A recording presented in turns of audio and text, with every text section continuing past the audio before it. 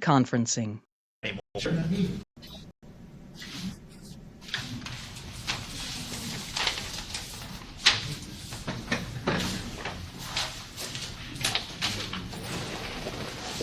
Well, good morning. J.D. Duckler for the record, interim administrator for the Nevada Taxi Cab Authority. In the absence of chair, I suppose I will start the meeting and ask Ms. Johnson if the recording is on.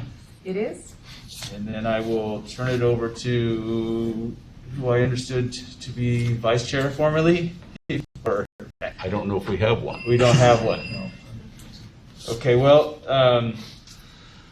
someone from the board will need to call the meeting to order, and I would ask for a volunteer. I'll volunteer. All right, thank you. Okay, we'll call the meeting to order. The first order of business is the Pledge of Allegiance. And Administrator Decker, would you lead us in the Pledge of I Allegiance? will. I pledge allegiance to the flag of the United States of America and to the republic for which it stands, one nation, under God, indivisible, with liberty and justice for all.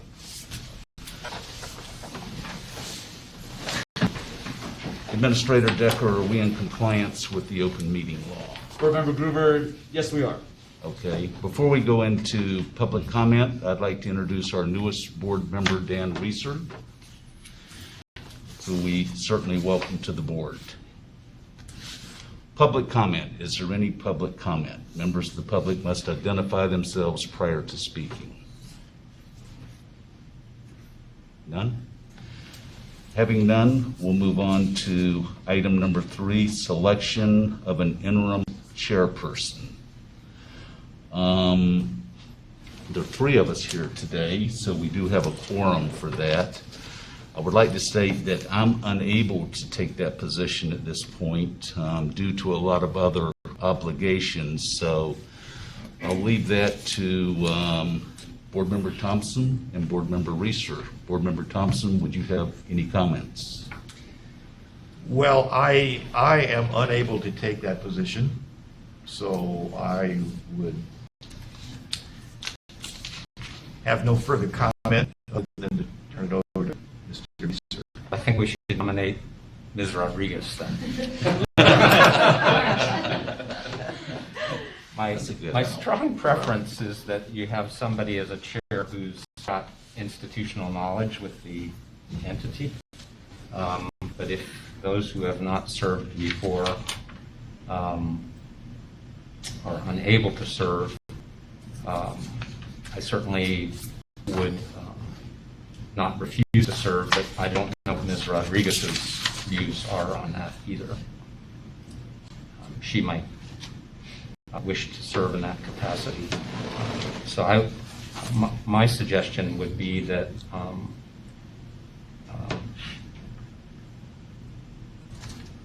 that we select somebody to act for today and find out what Ms. Rodriguez is, because Ms. Rodriguez may have a passion to do it. Okay. I like the fact that you have the regulatory experience. We've been missing that since Board Member Aguilera left the board probably a year and a half ago. And so, Member Thompson, do you have any? No, I also share your feelings about the advisability of having someone with regulatory experience. In spite of my comments last meeting where I said there were too many attorneys, I think we do need that perspective. And I would like to move that Mr.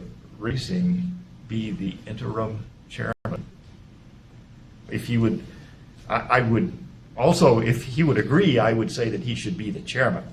If he wishes to push it down to the next meeting, we can make him the interim chairman. I think we only have this on the agenda for interim chairman, All right. but as my understanding is, you have a motion to nominate Mr. Reeser as the interim chairman. That is correct. That is my intention. I would invoke cloture. No. I would second that motion.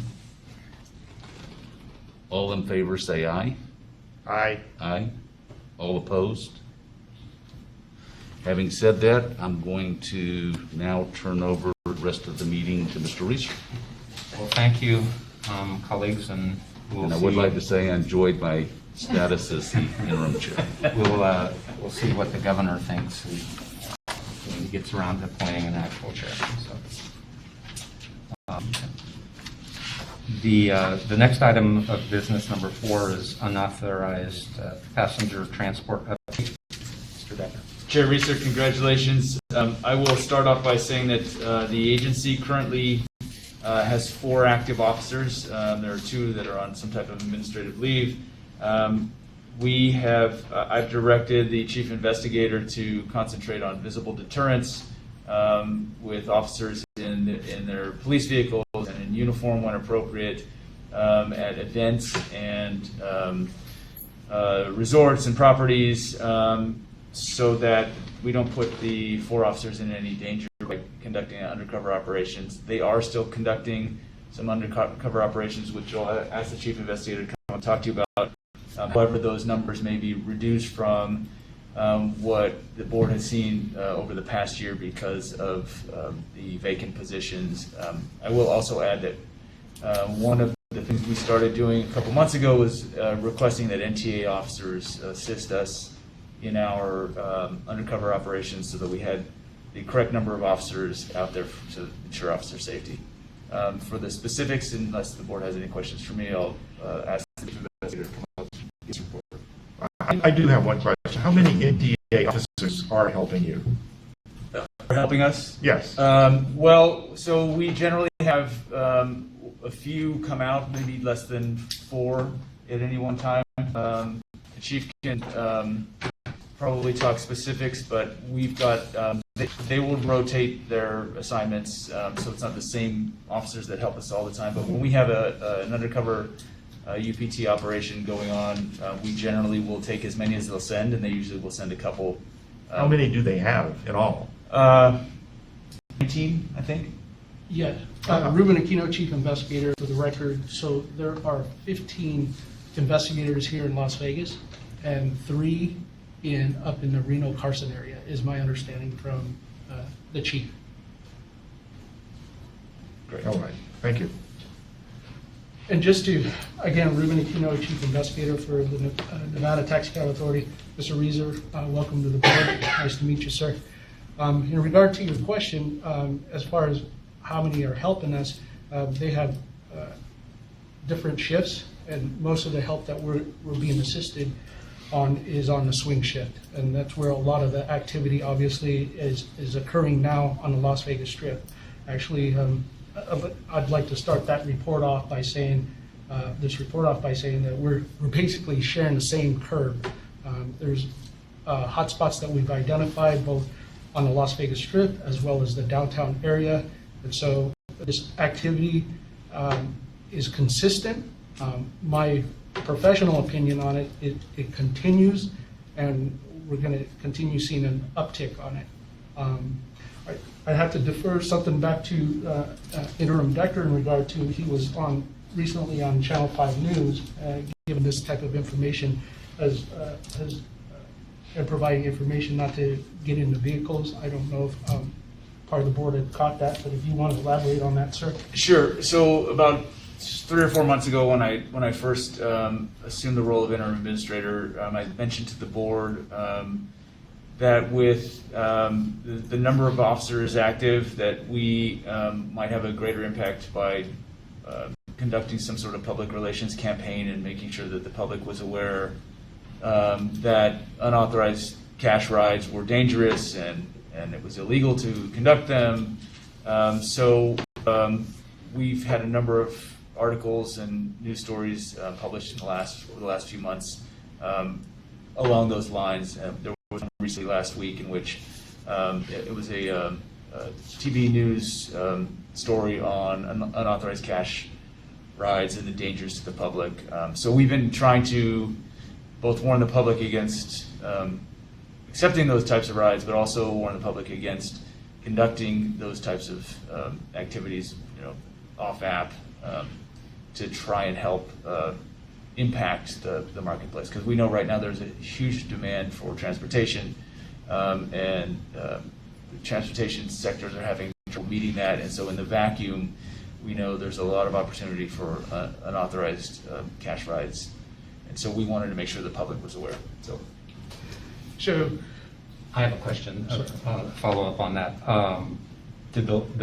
Has the legislature given you any dedicated funds for PR campaign, or do you have to use just general fund? The legislature has not kicked in any money, so what we do is we utilize the public information officer for the Department of Business and Industry, the department has funds for that.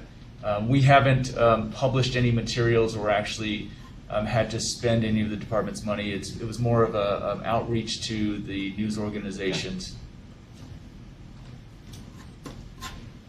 Ruben Aquino, Chief Investigator for the record. If I may, before we go forward, we have 4 active officers, so I'm assuming graveyard shift is still not being filled at all. That's correct, sir.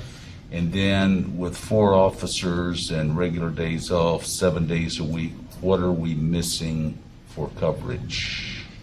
So, What do we have for hours? So Chief Investigator Ruben Aquino for the record.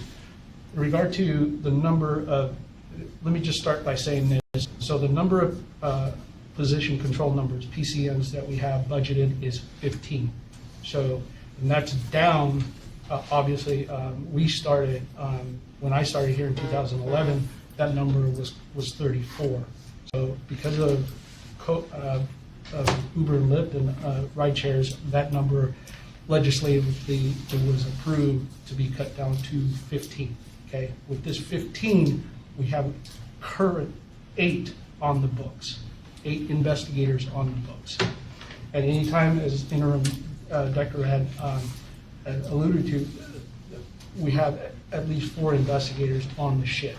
Right?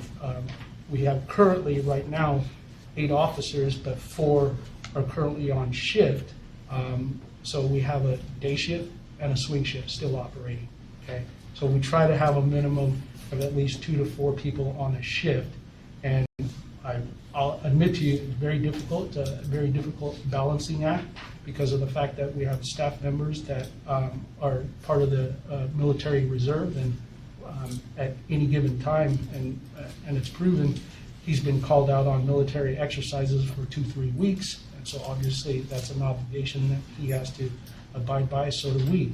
So, If I can interrupt Yes, sir. 1 second, just for clarification.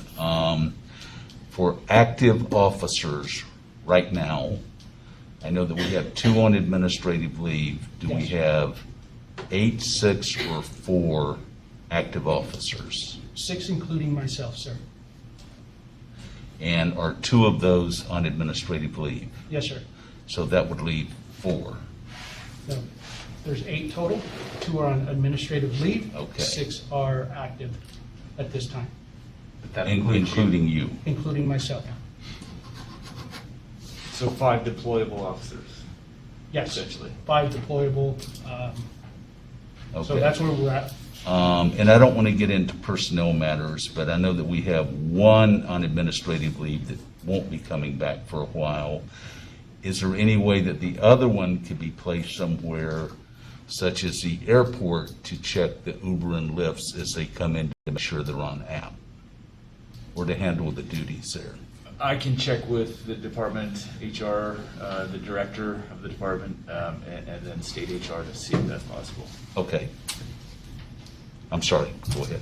Follow-up question. Yes, sir. Are we actively, is the agency actively looking to employ 7? I mean, are you recruiting, you're in recruitment?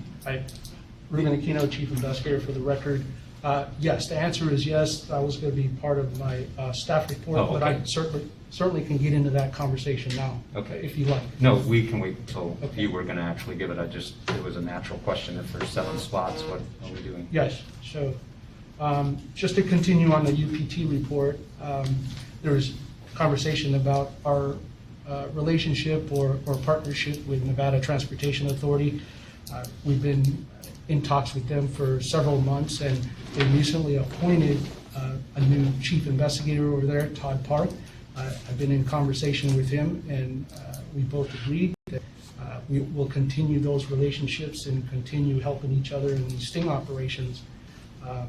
I could tell you that my investigators and his investigators are constantly in contact with each other, sharing intel on the street, sharing some of the trends that are going on, and so we are all in it. And I'm happy to report. It's something that folks have wanted for a long time, and it seems like Mr. Park is definitely heading into that direction. And lastly, just to put things in perspective, and my concerns for the UPTs that are occurring out there, in 2019, the agency itself had gotten 72 impounds in regard to UPT activity. Obviously, in the COVID year of 2020, there was a reduction, and that reduction was at the number 40. So as of current for 2021, the agency is sitting at 61 impounds since January 1st, 2021. So the trajectory here is going up, not down. And so it is a balancing act, but I could tell the board, and under the direction of interim director or Decker, that we continue on our mission. There's been operations this past week, and we're going to continue, keep moving forward and getting the available or the resources that we need to keep going. What is happening with those cases? Interestingly, great question. In regard to, I can answer that in as far as what's happening with the drivers. So we impound those vehicles under our administrative authority 706, 88395, and 8827, lack of CPCN. So they come into our court, and they actually go before the administrative law judge, who then determines a fine amount up to $5,000. I could say, on average, our fines are a little bit on the higher side these days because of the fact that there's some aggravating circumstances. A lot of them are app drivers that are operating off app, former cab drivers, former limousine drivers. A lot of them are felons. A lot of them are have records and Repeat current offenders. warrants. Yes. So those. Repeat offenders also. Oh, repeat. Yes. Okay. So that number in our administrative court tends to go up. And I say that that's an interesting question. I was talking with staff earlier in regard to the number of people that are actually paying the amounts. And so out of the 61, I believe there's 5 or 6 parties that not have come forward to get their vehicles back after they were levied a fine by the administrative law judge. So that's interesting. Obviously, the one explanation I have is the fact that those vehicles are so important for them in making money, right? And that's the truth of it. So they're getting the cars back, and they're going right back to business, which is obviously a detriment to the industry, the whole transportation industry in the state.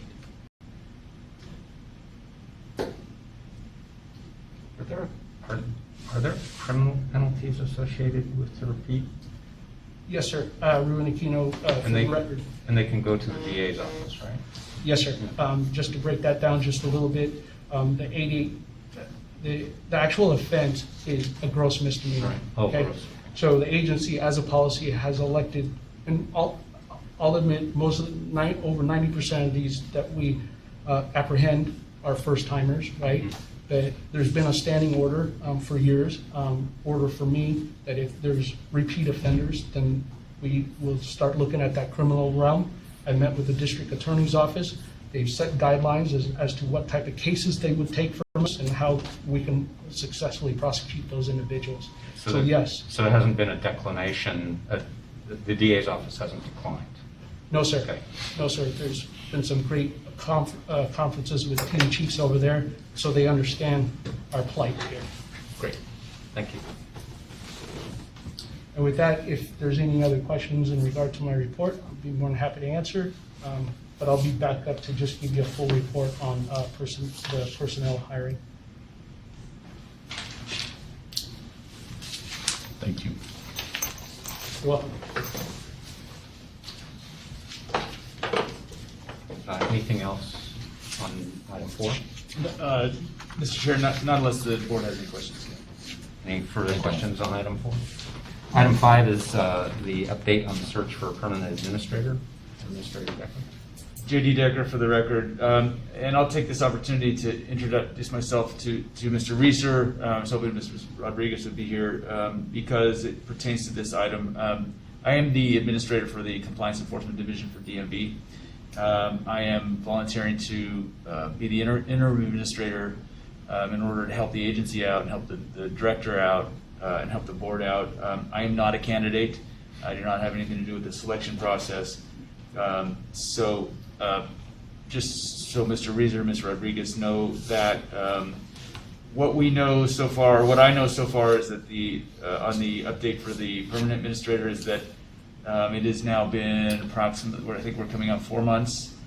So I'm anxious for the board to pick a candidate and for the director to appoint somebody because I'm doing both jobs at the same time. The posting is still open. I am unaware of the status of the candidate pool because I'm not involved in that. That's something that the director and the board would maybe be able to discuss. I have no current information from the director regarding any plans to conduct a board meeting to interview at this time, and I've discussed that with him as recently as yesterday. This is Director Reynolds. Correct. Okay.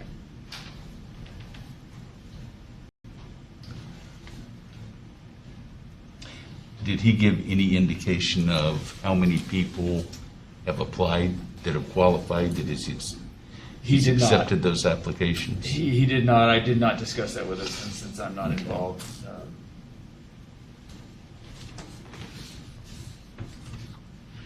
Anything else on item 5? Any questions on item 5?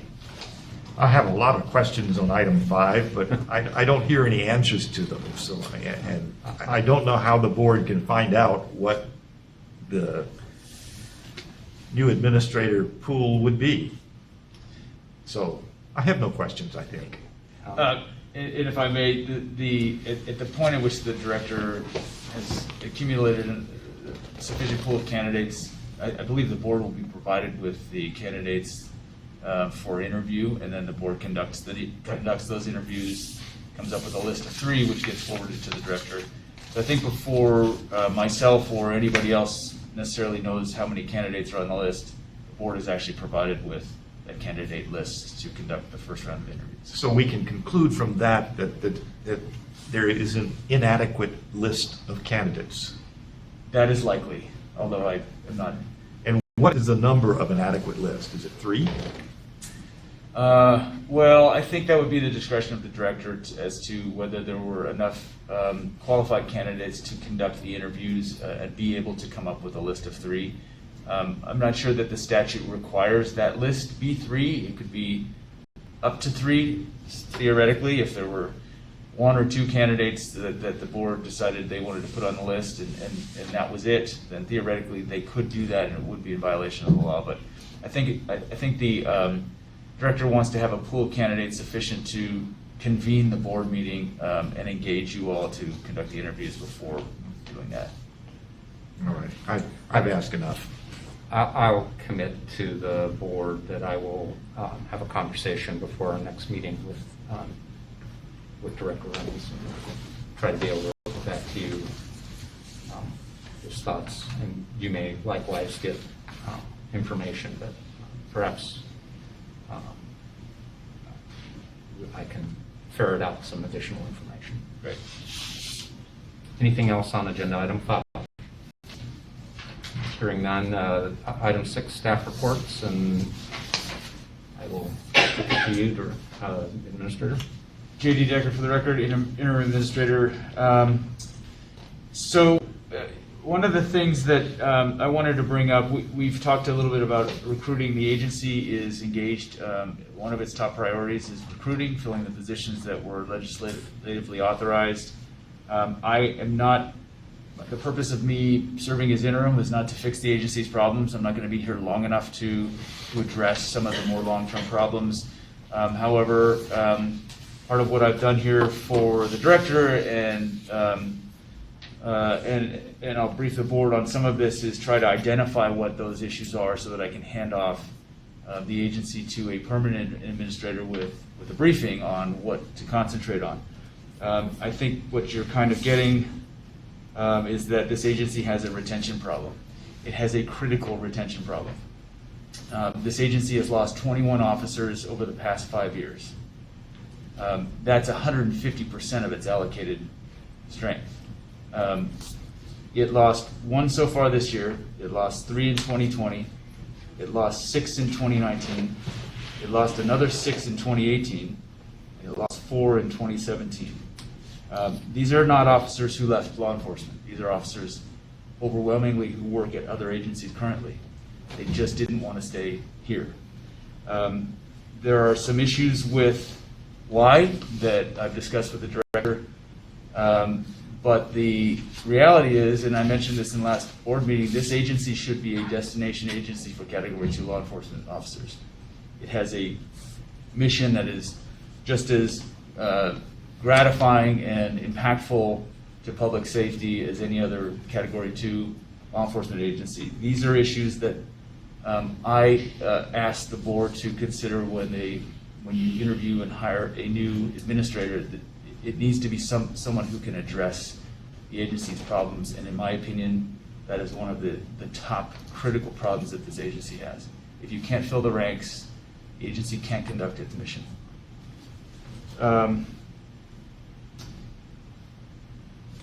That is the status of the agency at this point. That's why the chief investigator will probably tell you when he comes up that we've got 7 open positions. He's frantically recruiting, and it happens to be a good time in order to recruit people. We have other agencies, very large agencies, that are shedding officers for reasons that are irrelevant to us, but there's a pool of very good officers out there. My own agency, Compliance Enforcement Division, has a couple of openings that will benefit from those agencies shedding officers as well. But I don't think there is a Category 2 agency out there that has more openings than the Taxi Cab Authority. It's a good time to fill those openings with the large pool of officers. So, Chief, if you'd like to come up and give your report, unless I have any one question. Sure. Can any of those positions be moved over to just straight compliance positions, which may not require a Category 2 certification? That is an excellent question. There was a plan to convert a few of those positions, I believe it was 2017 or 2019, into compliance audit positions, which would be non-sworn investigator positions, essentially compliance investigators. That plan was submitted to the director's office. It was not part of GovRec, and it was not approved by, or even presented to the legislature. It would require governor and legislative approval to convert those positions. Okay.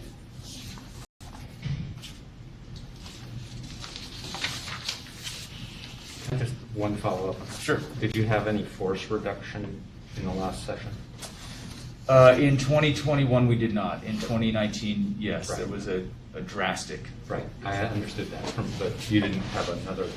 We reduced a couple of positions, but I don't believe we reduced any sworn positions. Ruben Aquino, Chief Investigator. For the record, in regard to the staff report, just what the interim had mentioned, that we have 7 open positions.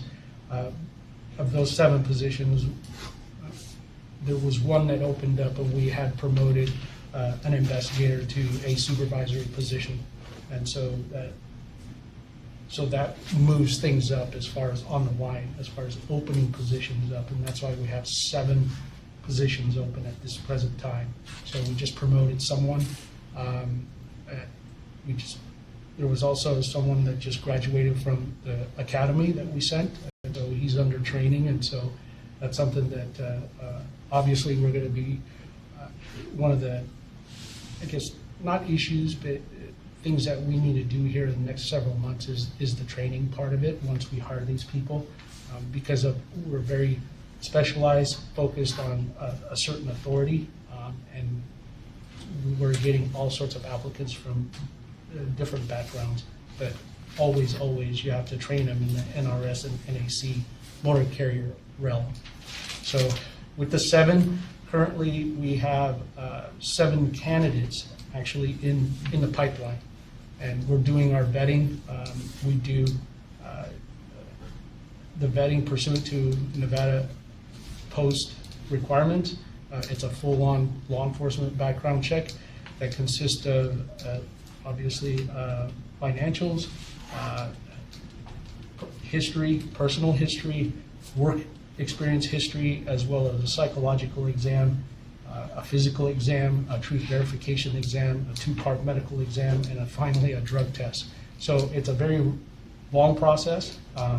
I could tell you that I've assigned myself, as well as another investigator, to be conducting these backgrounds, and we are diligently going through these now. I anticipate there's 3 conditional offers on the table which have been accepted. They're in their final phases of that recruiting process. So hopefully we'll have 2 investigators on board sometime in early August, and 2 more following up on that. But again, I just want to put on the record that as we go through our background investigations, and we do it diligently, and if we do it well, we sometimes find things that we don't like to find. And obviously, our philosophy is that we'd rather have an empty house than a poor tenant. But certainly, we are trying to stay on top of it. Okay. Any questions on that?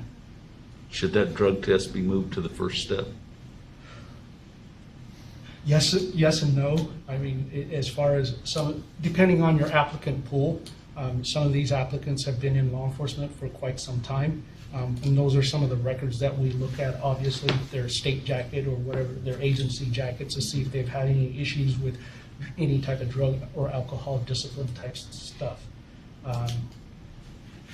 It's a great question, and it's something that I could certainly look into, but traditionally, that step is pretty much one of the last steps. Remember, we were all That may into be that. required. Yes. I'll answer that question for you. From an administrative standpoint, the agency doesn't necessarily want to spend the money on any testing until we know that a person is going to pass the rest of the check. That doesn't cost us any money to track down. Okay. It's a fiscal issue.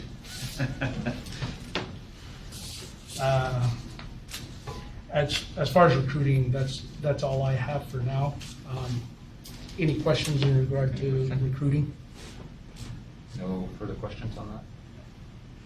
No. Excuse me, I just want to add one thing. As far as the investigator 2 recruitment, that's what we call open and continuous.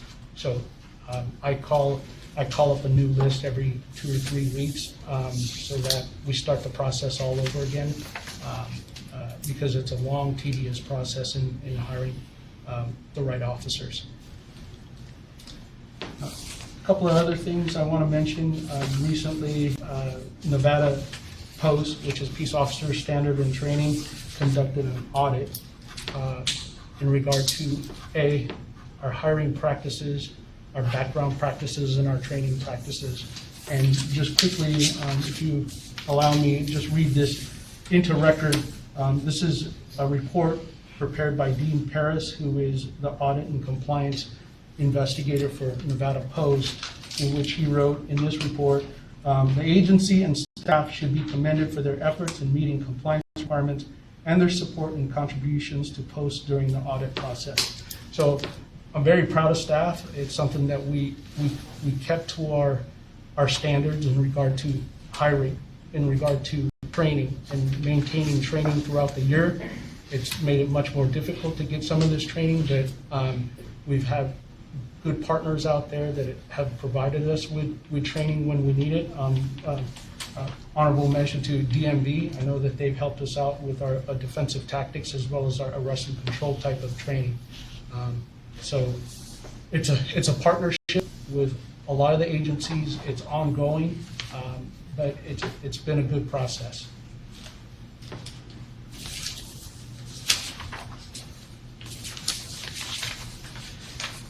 And then lastly, I just wanted to mention in regard to the comeback to as far as driver comeback, I call it the driver comeback, right?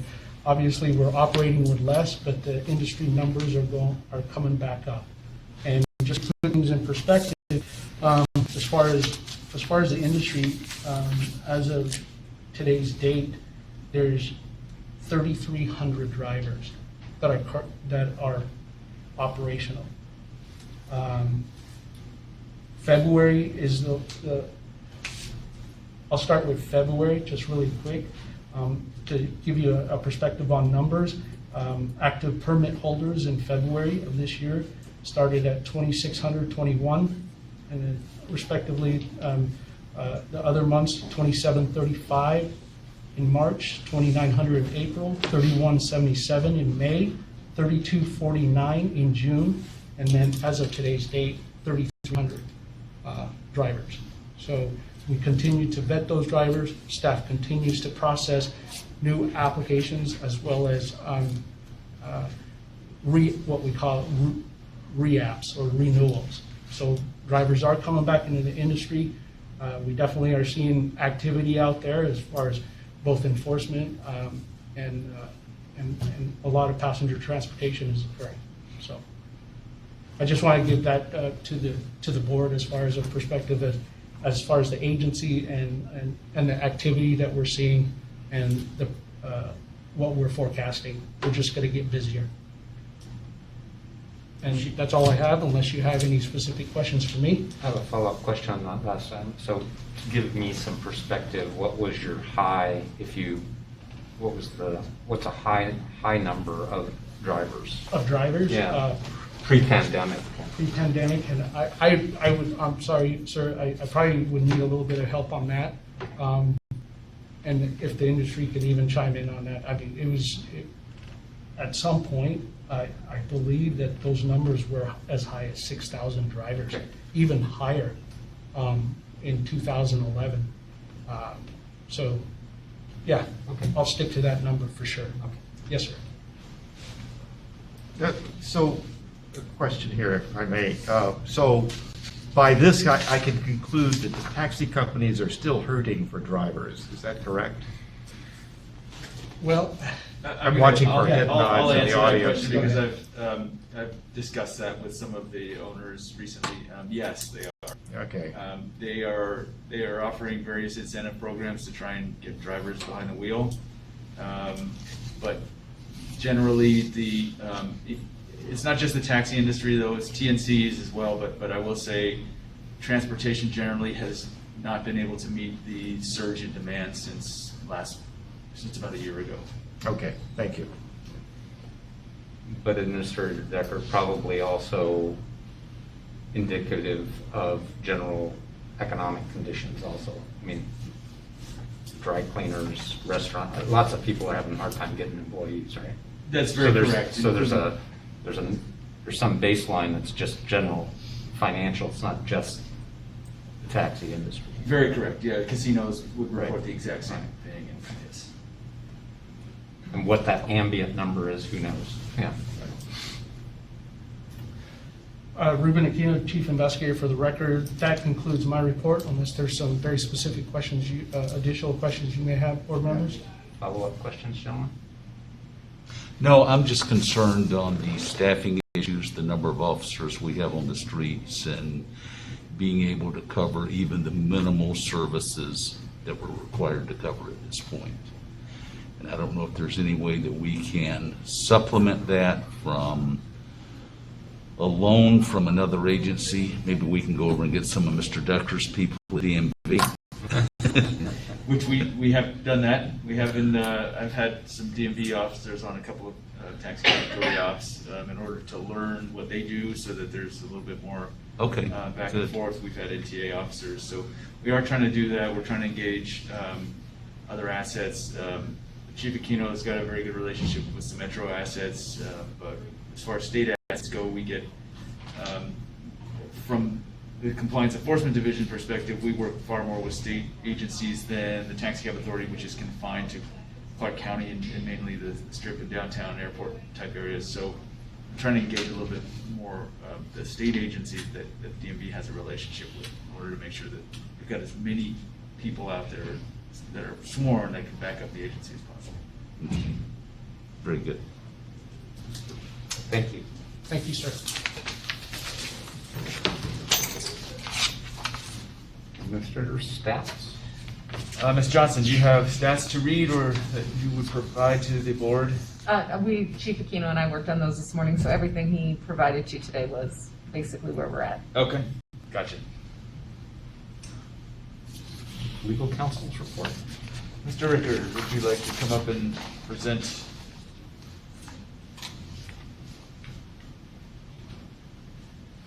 Good morning, David Rickert, Administrative Attorney for the agency. I don't have anything to say, and the main reason for that is that this report's typically given by Mr. Bala, the actual board counsel, but I'm not aware of any legal issues at this time that would need to be brought to the board's attention. So, but the report normally is given by the Deputy Attorney General. I have one thing I'd like to add. Okay. We did have the hearing last week, and that was remanded back. And I personally want to thank you for the good job that you did. This was an issue that I had really pushed on Administrator Whittemore and you about these motions to intervene. So I was hoping in the future we don't have the argument that we did this because we've always done it this way, and that we see these things done properly by the legal representation that appears in front of us. And as the prospective hearing officer, I couldn't comment, but thank you. Got it. Thank you. Future agenda items, Administrator. Do you have any future agenda items? I would request from the board that they let the agency know whether or not they'd like to conduct any future votes on chair, or if we're satisfied with the way things are currently. I think, well, it's still unclear to me whether the board elects the chair or the governor appoints the chair, and it's been done both ways in the past. So if the board does it, I think we're going to have to put it back on the agenda for a permanent chair. I'm happy with the chair that we have right now. I agree. So when I speak to Director Prince, I'll ask him what he believes the governor's druthers are. And I will also speak to Ms. Rodriguez and see if she has a passion here. And then if there is an issue, we'll bring that back to you. Excellent. The agency's happy with the board's vote, so we will not mention it again unless you bring it to us. Tag, you're it. Do any of the board members have a future agenda item you want to? I don't. I would like to keep the item on about an update on our administrator. It's a very important position to fill. So maybe if we could have more detail on that. But I believe you are going to talk to the director, so that may take care of that without having to put that on here. But further to that, I'd suggest that you include item 5 on the next agenda, or whatever number it will be, that to re-agendize that. Definitely. So that,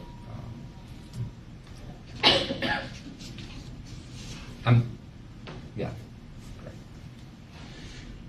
Any other? And I think we should also encourage the industry, if there's anything out there that we need to discuss, that you get those items to the chair or to the administrator so that we can have a discussion on putting those onto the agenda. I agree. Anything else? That's it for me. That's it for me. Then we will be at public comment. Is there any public comment? Seeing no public comment, I will entertain a motion for adjournment.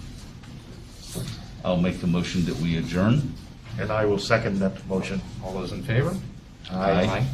So be it. Thank you. Very good job on the first difficult day, Mr. Pacer. Even though you made me take items 1 and 2.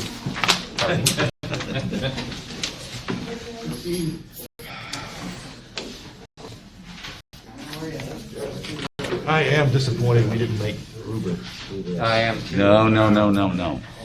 Thank you This so is the much. right way. It really is. Travel. It would have been so much fun to meet him.